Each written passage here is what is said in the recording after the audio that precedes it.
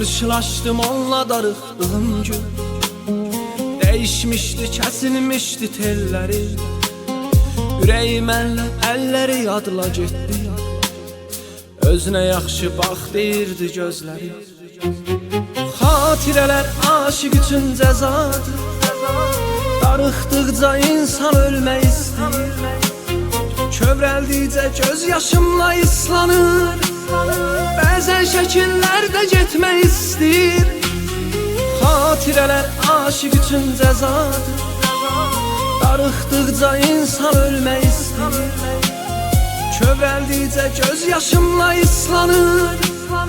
Bəzən şəkillərdə getmək istəyir.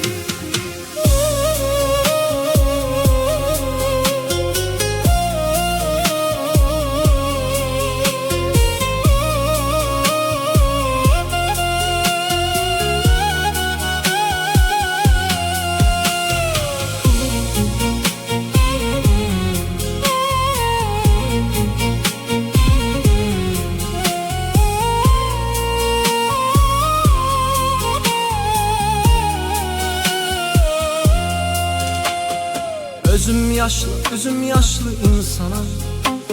Səndən sonra yorulmuşam, susmuşam. Sən sığal çəkən əllərimi buraxdın.